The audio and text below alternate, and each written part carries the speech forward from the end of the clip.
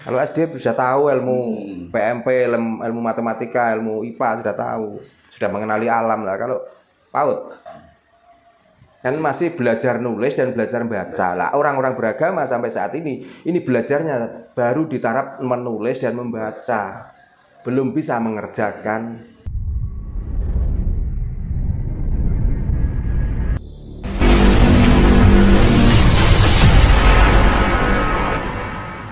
Ada juga tulisan seperti ini, Pak. Mungkin nanti Pak Dano bisa sedikit memberikan pemahaman biar kita ini selaku orang Nusantara, khususnya orang Jawa ini cepat sadar, Pak Dano, bahwa Tuhan itu maha terang, agama itu level SD. Sepakat enggak? Ya dari dulu Tuhan itu memang maha terang. Bagi siapa? Ya bagi orang yang bisa menerangi perasaan dan otaknya sendiri. Nah agama itu apa? Agama itu cuma mengikuti rekayasa hati ini loh. Supaya kita itu seolah-olah orang beragama, maka kita itu mau anut agama ini, mau anut agama itu. Itu kan tinggal kita itu setelah bisa mencerahkan dan menerangi hati dan pikiran kita. Nah kita kadang-kadang buta hati, buta pikiran, kita sudah beragama dan seolah-olah agama inilah yang bisa menerangi hati dan pikiran. Akhirnya apa? Ya selalu kita di dalam kegelapan.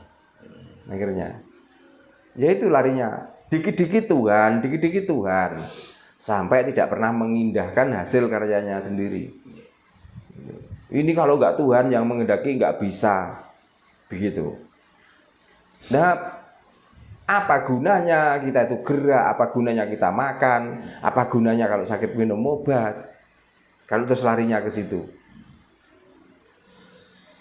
Berarti Pak Dano yang sepakat nih bahwa jika agama itu hanya level SD. Kalau saya bukan SD, TK. TK saja masih kurang. PAUD Berarti PAUD. Nah, orang belajar itu.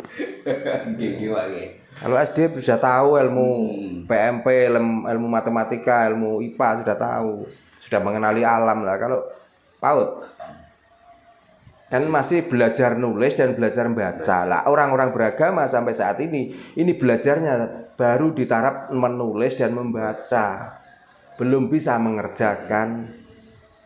Gitu. Seolah-olah yang selalu dikerjakan tiap hari inilah pekerjaan agama, seolah begitu. Tiap hari menulis, tiap hari baca. Ya situ. Nggak tahu maknanya. Lah kalau kok jangankan tahu maknanya, yang dibaca ini asalnya dari mana saja nggak tahu. Ya itu loh, karena apa? Karena dipaksa harus percaya. Harus percaya, dengan percaya ini berarti kamu beriman. Kalau beriman berarti kamu masuk surga. Nah, apakah seperti itu dengan percaya saja sudah bisa masuk surga? Kok murah men swarga itu?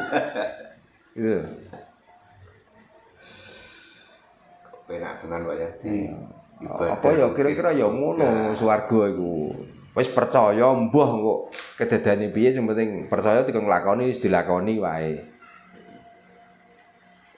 Kok tiba-tiba seperti itu. Orang yang sudah bertemu Tuhannya, panggilannya sudah bukan Allah lagi. Benar nggak Pak? Lah, apakah Allah itu nama Tuhan? Makanya kalau sudah bertemu, ngapain kita panggil namanya?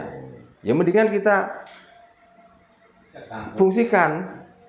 Makanya saya kan carilah Tuhan. Kalau sudah ketemu, mau apa kamu sudah ketemu? Maka memungsikan Tuhan pada diri kita itulah yang paling penting. Tidak perlu menyebut Allah gitu Pak. Itu saya sudah sering ngomong, jangan disebut Allah, sebut Sariman lo sah. Ngateman sah, Sarimin sah.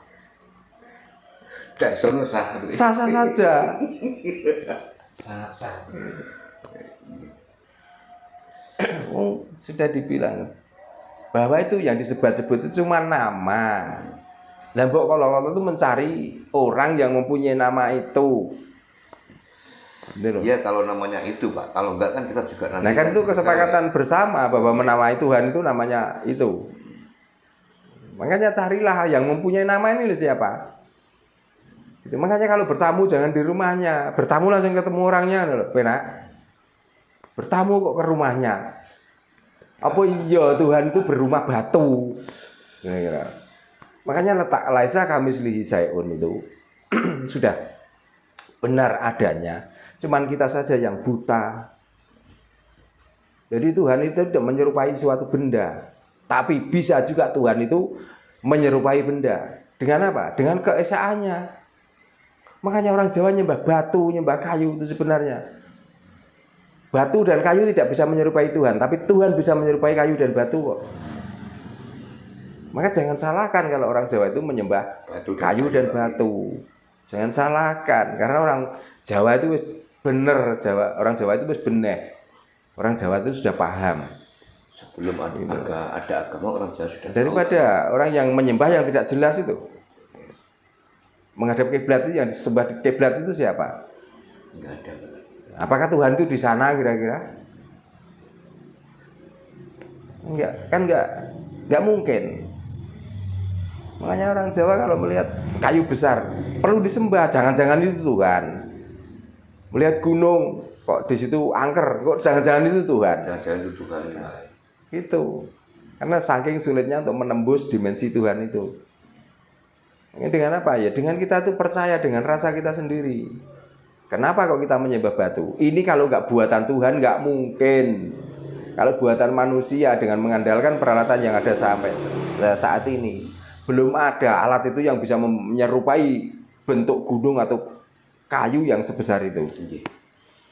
Sebetulnya kalau kita mau sadar, kita tiap tahun nggak usah pergi ke Arab, Pak.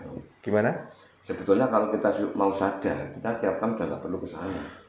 Ke Arab. Mungkin. Nah, memang orang sini itu kan lagi gila dengan ajaran dari Arab. Maka pergi ke sana itu ya masih karena itu loh, masih umat itu loh. Masih tergila-gila dengan ajaran dari Arab. Padahal di negara kita belum banyak, itu Pak ya. Nah iya makanya pasir ya kayak Banyak. ya, sumberan ya ora kurang. Tapi kenapa kok harus datang ke tempat sumberan yang sedikit? Kenapa harus datang ke gurun yang gurun tidak? Katanya berkah Pak sana itu airnya. Ya berkah nek mau mangap sana terus kelebekan debu pasir. Bisa nek 3 wulan ora lesu. Apakah kalau di sana berkah, di sini itu enggak malah lebih dari berkah? Kira-kira. Orang sini yang pergi ke sana itu mungkin 1 tahun sekali. Ya, nah kalau hidup di sini tiap hari itu lo makan, minum di sini, tidur di sini, mencari rezeki di sini. Kok masih menganggap negara orang lain berkah?